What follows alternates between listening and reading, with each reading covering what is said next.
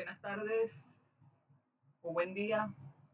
Estamos haciendo un video, el primer video de, para la materia Gerencia 1, MAN 1201, del Decanato de Administración y Contaduría.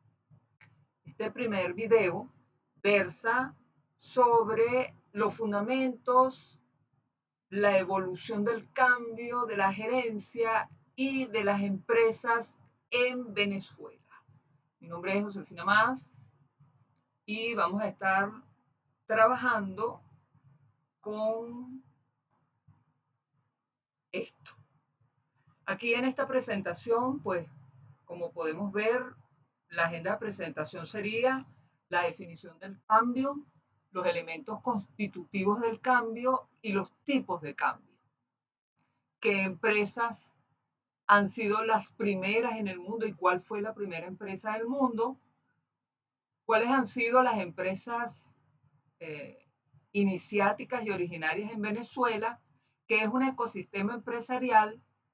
¿Y cuáles son las partes claves para la funcionabilidad de las empresas y de la gerencia? Vista la agenda de presentación, seguiremos con ¿qué es el cambio?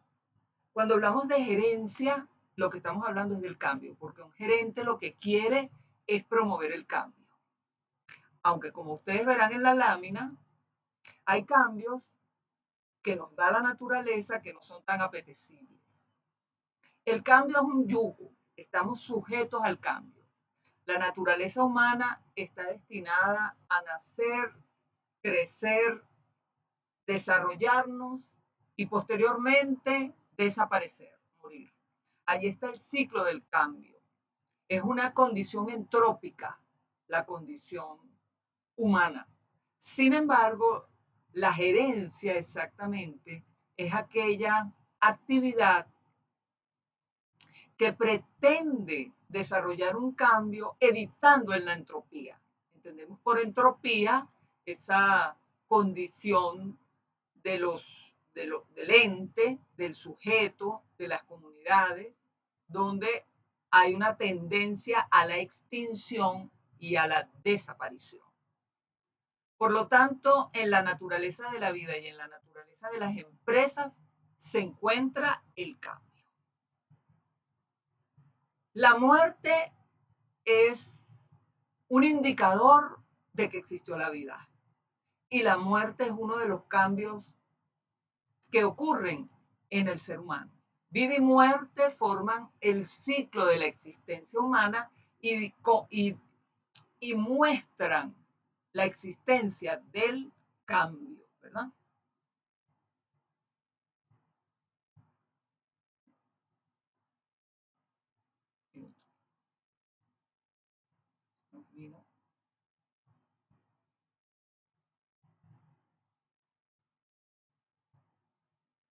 Okay.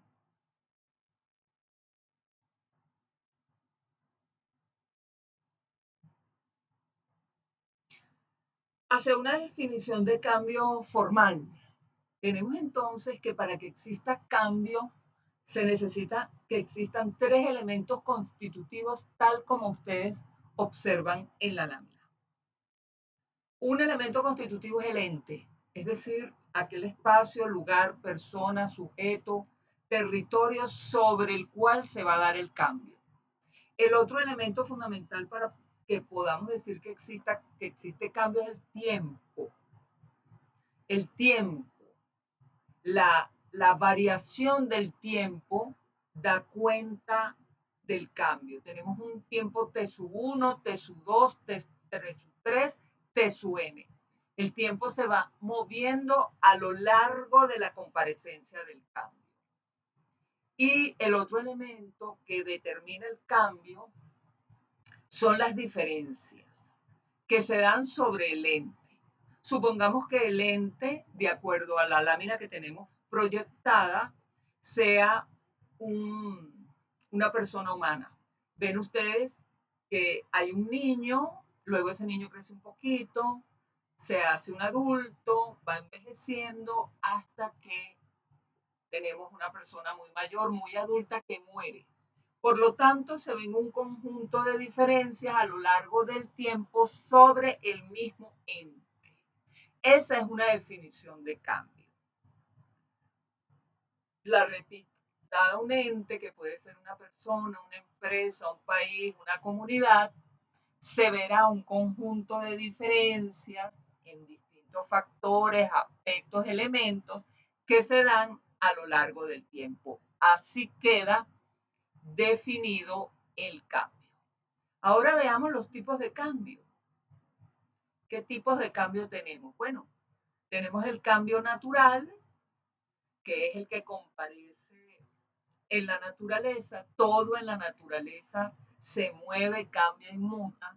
Nosotros vemos y nos parece que la Tierra está quieta, que está tranquila, pero todo en la Tierra se mueve permanentemente, desde los seres microscópicos que no podemos ver hasta los grandes astros y elementos que están en el cielo. A veces vemos el cielo tranquilo y todo lo que está sucediendo en el infinito es puro movimiento. Ese es un tipo de cambio, un cambio natural. El ser humano ha trabajado largamente para poder controlarlo, dominarlo y poderlo hacer más accesible a nuestros intereses como humanidad. Pero la tecnología todavía le falta un poco para eso. Y luego tenemos el cambio gerencial, que es el resultado de la acción humana. Ese es el cambio que nosotros queremos trabajar en, en este espacio, ¿no?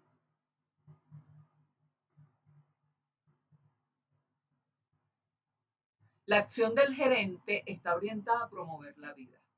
Eso es muy importante que lo tengamos claro en este primer video, desde este primer video y en esta materia iniciática de gerencia. El objetivo de la gerencia no es solamente ganar dinero. No se trata solamente de generar ingresos y tener beneficios económicos. Eso es una visión economicista y obsoleta del siglo XX. En el siglo XXI, esta visión se ha ampliado y se ha hecho mucho más ecuménica, se ha hecho mucho más amplia y mucho más grande. La acción del gerente está orientada a promover la organización de la vida. Y cuando se habla de la promoción de la organización de la vida, se habla de la vida de las personas, de la empresa, de los mercados, de los productos, del entorno favorable en el que se moviliza la acción del cambio. La vida es la búsqueda real y verdadera de nuestras empresas. ¿Por qué? Porque lo contrario es la muerte, lo contrario es el caos. Y cuando una empresa está en caos, pues por supuesto comienzan los problemas. Tenemos que buscar un orden. En la búsqueda de la vida emerge la noción de gerencia, la visión economicista, como les estaba diciendo, que es solo una condición necesaria para que la empresa se prolongue y sea sustentable, se mantenga en el tiempo. Esa visión economicista es que la empresa genere una renta que pueda sostenerla, pero esa es una condición necesaria, no es una condición suficiente. Para que sea una condición suficiente, tiene que haber una perspectiva en la gerencia que la vuelva una gerencia sustentable y que tiene que ver, como ya les dije, con la promoción de la vida. No es solamente la promoción de la naturaleza, cuidado, es la promoción de la vida como una totalidad. Cuando solo hay pobreza, pues por supuesto hay muerte. Vamos a ir hacia una definición de gerencia. Vamos a ir hacia una definición de gerencia, y hay varias. A lo largo de la historia, así como el ser humano va cambiando, las sociedades y las civilizaciones van cambiando a lo largo del tiempo, hablar de la historia de la gerencia es hablar del cambio empresarial, es lo mismo. Y les puedo decir que ya en la prehistoria hay elementos de orden y de gerencia dentro de lo que son las tribus primitivas. Desde que el ser humano aparece de forma social y organizada, ¿verdad? Ya podemos hablar de gerencia. ¿Y cuál y cuándo nació la primera empresa del mundo? Eso es importante, que nosotros podamos tener esa idea de cuál es la empresa, cuál es la primera empresa del mundo. Se hizo en el Paleolítico, se hizo en el Neolítico. Bueno, pues fíjense ustedes que la empresa más antigua del mundo registrada es Congo Yumi, que se organizó y hay evidencias de su existencia en el año 578. Fue fundada en Japón. Esta empresa de construcción estaba especializada en hacer templos budistas y es técnicamente la primera entidad comercial de la que se tiene registro continuo en la historia. ¿Ok? Seguimos con nuestra presentación.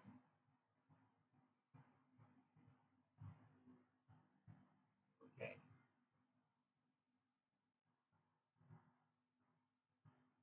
¿Y cuál y cuándo nació esta empresa? Bueno, ya la dijimos. La empresa más antigua del mundo es Congo Yumi en el 578. Fue fundada por un inmigrante coreano llamado Shige Mitsukongo, invitado por el príncipe Shotoku para construir el templo Shitenoji.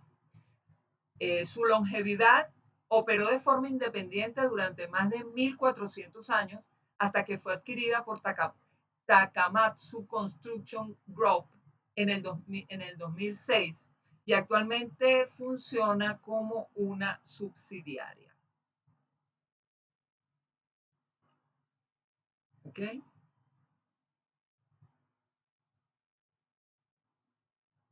Como nota curiosa, podemos agregar que la primera sociedad anónima fue la Compañía Neerlandesa de las Indias Orientales en 1602.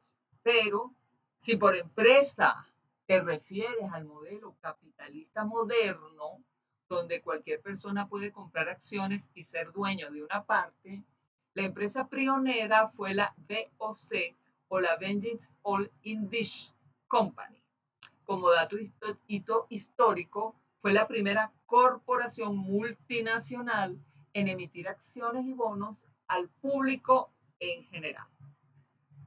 Desde el punto de vista de su poder, llegó a tener su propio ejército, su propia moneda y el poder de declarar la guerra y firmar tratados. Prácticamente era un estado esta compañía.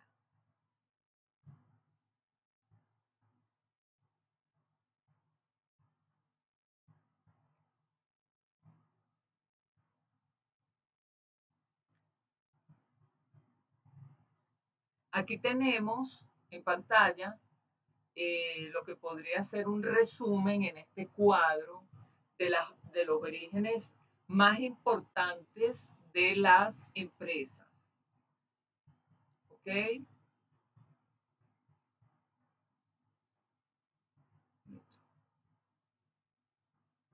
Minuto. Y los lugares donde estaban esas empresas. Aquí tenemos, lo organizamos de acuerdo a categorías, nombre, año de fundación y país. El negocio más antiguo fue Congo Yumi, como les dije ya, se fundó en el año de 578 y el país es Japón. Luego viene el hotel más antiguo del mundo, que es Nishiyama Onsen Kyunkan. Su fundación fue en el 705 y también es japonés. La primera corporación moderna es la Compañía de las Indias Orientales y su año de fundación es en el 1602 en los Países Bajos. Y el primer banco central del mundo fue el Sveriges Riksbank. Fue fundado en 1668 en Suecia. Por tanto, eh, la experiencia bancaria de Suecia es milenaria. Como dato curioso, podemos decir que Japón domina el ranking de las empresas milenarias llamadas Shinise.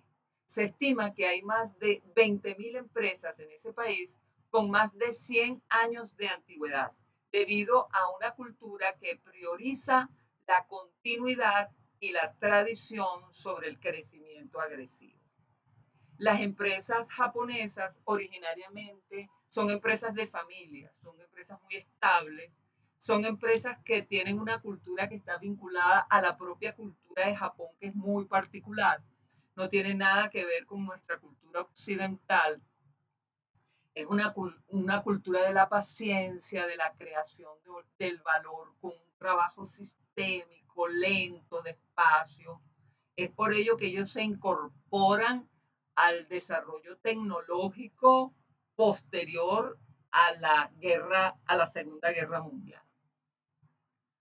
Seguimos analizando y conseguimos, cuando vamos al caso de Venezuela, porque tenemos un análisis gerencial, pero debemos conocer el ámbito gerencial de nuestro país. Nosotros estamos en Venezuela y debemos conocer cuál es nuestra propia gerencia. Es muy importante porque nosotros, si bien es cierto, podríamos ir a desarrollar con nuestros conocimientos la gerencia en cualquier país del mundo, tenemos que tener un contenido moral en cuanto a que nuestras empresas se desarrollen positivamente. Entonces, en Venezuela el concepto de empresa ha evolucionado desde las antiguas haciendas coloniales hasta las corporaciones modernas. La más antigua que aún siguen en pie son, en su mayoría, destilerías de ron que han operado por siglos en Venezuela. Y tenemos al ron Carúpano. Ron Carúpano es considerada la empresa más antigua de Venezuela, aún en funcionamiento. Su origen data de la hacienda Altamira en el estado Sucre y fue fundada por un capitán español que se llamó Félix del Fierro. El hito es que fue en esta hacienda donde se comenzó a producir lo que hoy conocemos como ron añejo en el país y sigue siendo una marca de lujo reconocida internacionalmente. Luego tenemos el ron Santa Teresa.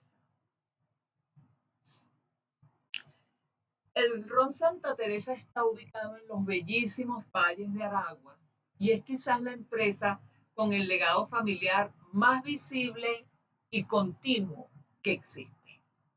La historia de la hacienda fue fundada en 1796, pero fue en 1830 cuando el joven Gustavo Julius Bolmen se casó con la revolucionaria Panchita Rivas, familia del Rivas que se voló en, en la Victoria, dando inicio a la dinastía Volmer que aún dirige la empresa.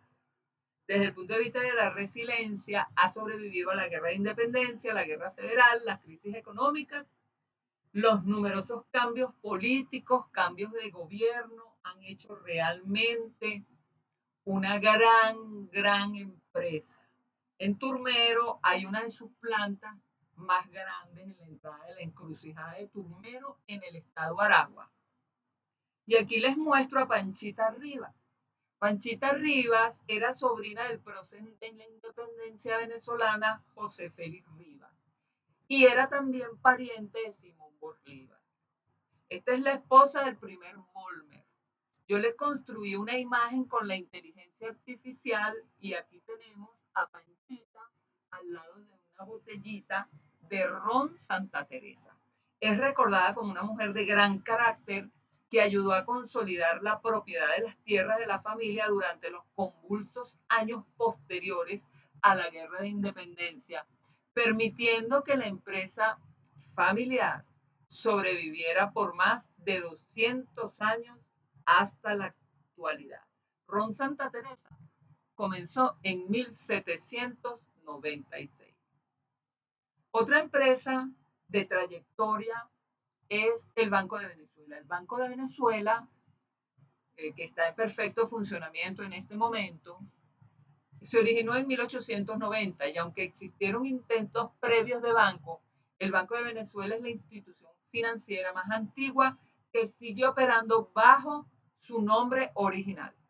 Nació como una entidad privada y fue nacionalizada en el año 2009, pero durante el siglo XIX y principios del siglo XX incluso tuvo la función de emitir papel moneda antes de la creación del Banco Central. Es decir, que este banco tiene una experiencia muy importante con respecto a todos los procesos de economía del país. Otra empresa que se puede considerar eh, in, eh, importante dentro del mundo empresarial venezolano, y si hablamos de los medios de comunicación, es el diario El Impulso. Este diario fue fundado en Carora por Federico Carmona. Posteriormente se trasladó a Barquisimeto. En la actualidad, aunque ha enfrentado graves retos por la escasez de papel, la tinta, el tema de la censura, todos estos problemas que ha enfrentado la prensa escrita, mantiene su estatus como el periódico más antiguo del país. Diario Impulso, fundado en 1904. Y una empresa que todos creo que conocemos en este momento, que nació como Farmacia Lara, es Farmatodo. Farmatodo se originó en el 1918 en Barquisimeto con el nombre de Farmacia Lara y hoy es la cadena de retail farmacéutico más importante, tanto de Venezuela como de Colombia. A finales de los 80, la empresa decidió unificar su imagen y expandirse agresivamente. Fue entonces cuando nació la marca Farmatodo, reflejando la idea de que en el local no solo había fármacos, sino que había de todo. Nombre bien publicitariamente bien buscado y bien organizado. Ahora vamos a mirar un poco lo que es el ecosistema empresarial. Esta lámina nos la dio la inteligencia artificial a partir del conjunto de elementos que nosotros le entregamos. Y fíjense, tenemos el gerente en el centro, porque nuestro leitmotiv es la gerencia. Aquí está el gerente en el centro, imaginado como, idealizando como el cerebro central de toda la operación que se va a dar allí. Y luego tenemos, por un lado, los propósitos que podrían ser llamados la misión y la visión de la empresa. Y por el otro lado, nuestro resultado, que sería el producto o servicio que va a dar la empresa, que es la propuesta de valor que tiene que dar la organización.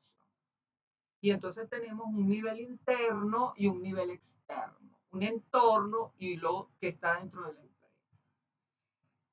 Básicamente, una vez que tenemos los propósitos y los productos, podemos encontrar eh, el equipo de trabajo del lado derecho, donde está el talento humano, los inversores o jefes de la empresa, los dueños del capital o simplemente los gerentes, si están colocados allí por otras vías, pudiera ser por la administración pública. Luego tenemos los proveedores, que pueden ser nacionales o internacionales. Y por supuesto, muy importante, los clientes, que hay de diferentes tamaños y de diferentes targets. Así podemos consolidar elementos fuera de la empresa, como la misión y la visión, el ámbito legal de la empresa, las importaciones, las exportaciones, el mercado con sus oportunidades y los elementos que ayudan o que minimizan la acción empresarial. Ahora nos vamos a las partes claves que forman una organización o una empresa. Estos elementos deben estar en todas las empresas y un gerente debe sabérselos, debe saber en qué consisten y debe tener grandes conocimientos para poder construirlos, lidiar con ellos y salir adelante, interpretarlos y poderlos promover dentro y fuera de la empresa. Uno es el propósito de la empresa. Este propósito puede estar dividido en dos partes, la misión y la visión.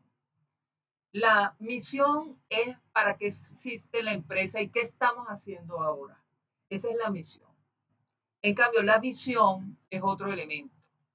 La misión es a dónde queremos llegar, a dónde queremos ver la empresa en el largo plazo. Estamos hablando de más de 10 años. Si no tenemos una buena planificación, si no tenemos una buena proyección de lo que somos ahorita y a dónde vamos a llegar, será muy difícil que tengamos una buena empresa. Otro elemento que es clave es el producto o servicio. Esa constituye la propuesta de valor. Entendemos que el producto o servicio es lo que intercambiamos por dinero. Para que sea clave debe resolver un problema o satisfacer una necesidad o un deseo en el mercado. Si nadie lo necesita, no hay empresa. Este producto o servicio debe estar signado por la calidad. Si hay calidad en el bien y servicio, pues por supuesto va a haber mercado, van a haber clientes y eso va a permitir que la empresa funcione. Otro elemento clave para la empresa es el capital humano, el personal, el equipo. Si pusiéramos en una balanza, ¿qué es más importante dentro de una empresa? ¿El capital o el equipo humano? Sin duda, tienen que asumir que lo más importante es el capital humano, porque el dinero viene y va. El dinero se puede pedir en créditos, puede haber préstamos, puede haber ventas, pero el capital humano es difícil de conseguir. El capital humano es el oro, el tesoro de una empresa. Si una empresa tiene un buen capital humano, difícilmente pueda quebrar. Pero si una empresa tiene un capital humano enfurecido, mal preparado, descontento, difícilmente esa empresa le vaya bien. Es el recurso más valioso y se divide generalmente en aquellos gerentes que ejercen el liderazgo o aquellos líderes quienes toman las decisiones estratégicas. Generalmente las empresas se dividen en alta gerencia, gerencia media y gerencia operativa. Esta era la estructura piramidal del siglo XX. En los últimos momentos del siglo XXI, en la actualidad hay otro tipo de empresas. Y tenemos las operaciones, es decir, aquellos que realizan las actividades día a día. Otra parte clave de una empresa es el mercadeo, el mercado y las ventas. Sin marketing no entran los ingresos. Si el producto es increíble, pero nadie lo conoce, la empresa muere. Producto, plaza, promoción y precio. Esos son los elementos del mercadeo. El marketing atrae la atención del cliente y las ventas convierte esa atención en ingresos reales. Las 4P, las repito, producto, plaza, promoción y precio. Otro elemento fundamental para la gerencia es las finanzas y la administración. Las finanzas, tal como dice aquí, es el sistema circulatorio de la empresa. Tiene que ver con la contabilidad, el flujo de caja, la búsqueda y gerencia de los capitales.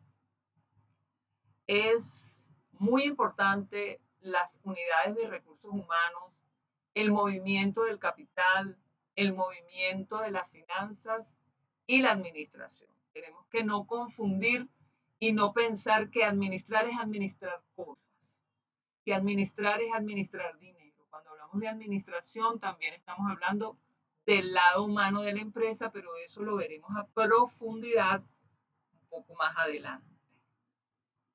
¿Ok?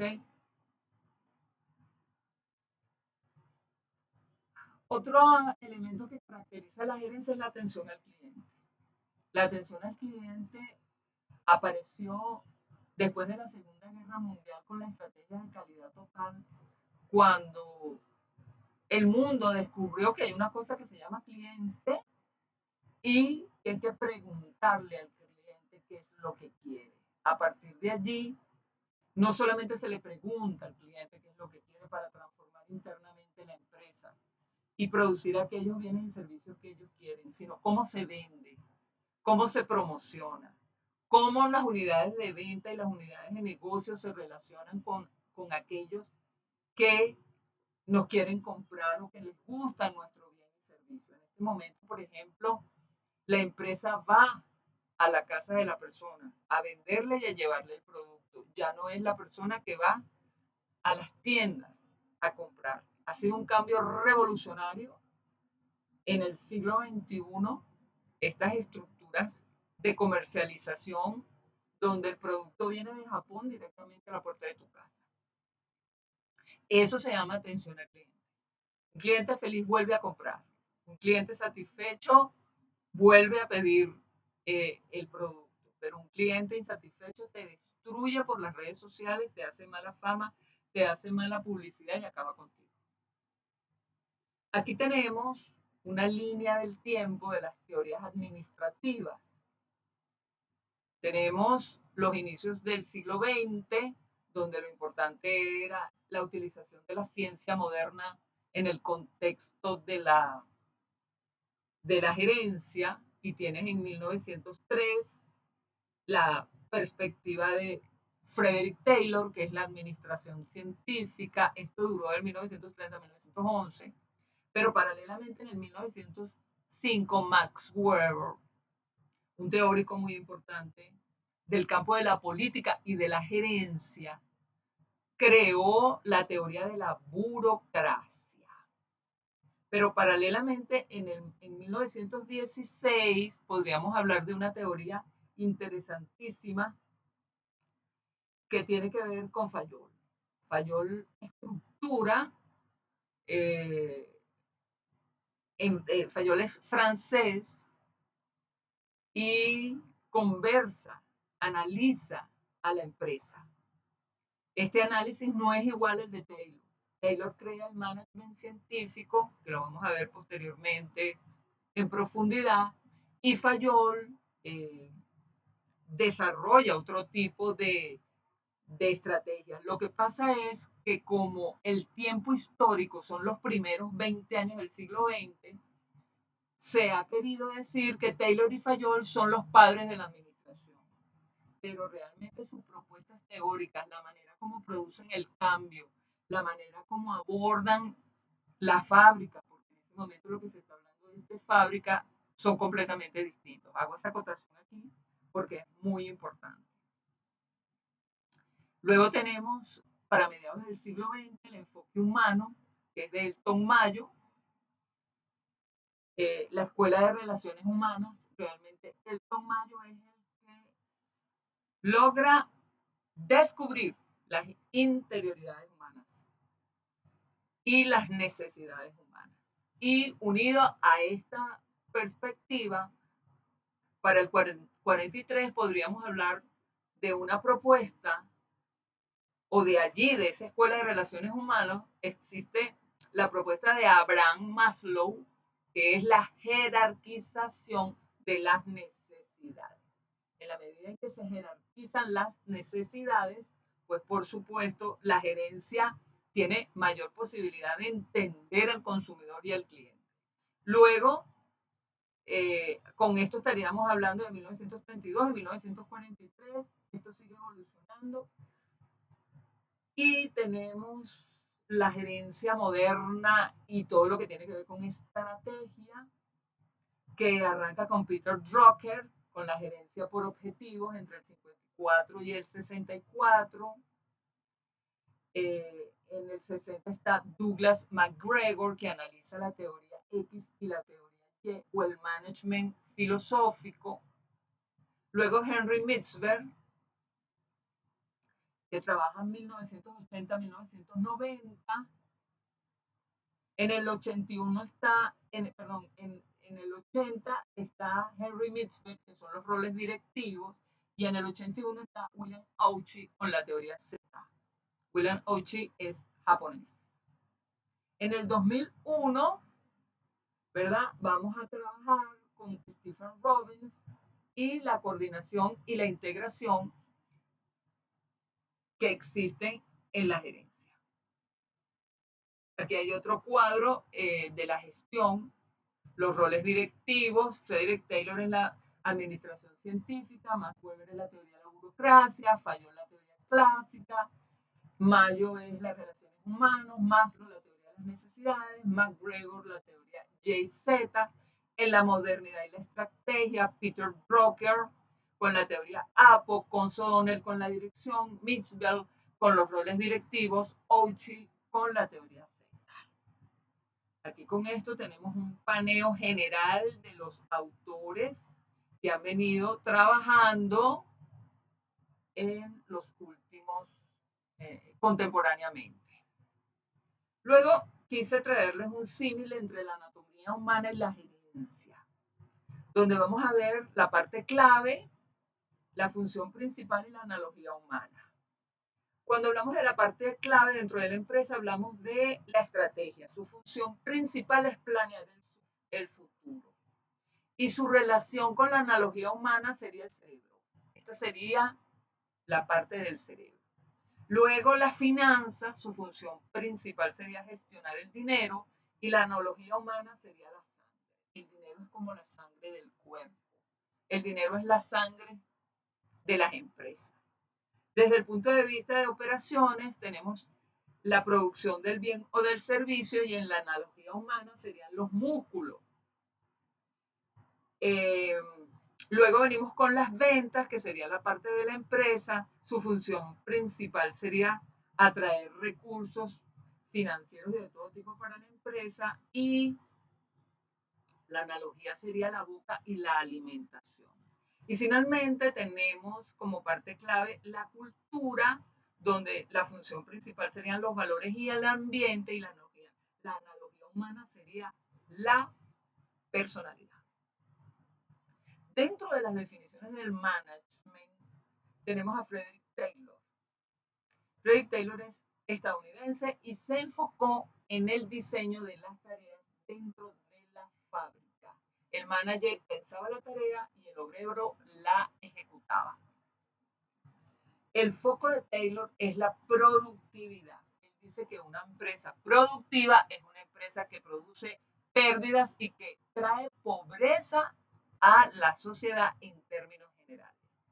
Su frase clave es que la máxima prosperidad solo puede existir como resultado de la máxima productividad. Taylor y Fayol abren el campo gerencial y administrativo para el siglo XX. Lo analizaremos detalladamente en un nuevo video. Y también tenemos a Fayol en su teoría clásica. Él explica la eficiencia de una organización desde la estructura hasta los procesos racionales. Para él, en toda la empresa se realizan 6 funciones básicas, que es la función técnica, la función comercial, la función financiera, la de seguridad, la función contable y finalmente la función administrativa. Y cuando él trabaja, la función administrativa la define de manera especial. Y dice que la función administrativa es prever, es decir, visualizar el futuro. Aquí nace ya la planificación y todo lo que va a ser planificación estratégica prospectiva, ya lo ha dicho Fayol aquí. Luego viene organizar, que es construir el doble organismo de la empresa, tanto el material como el social. Dirigir, que tiene que ver con guiar y orientar al personal.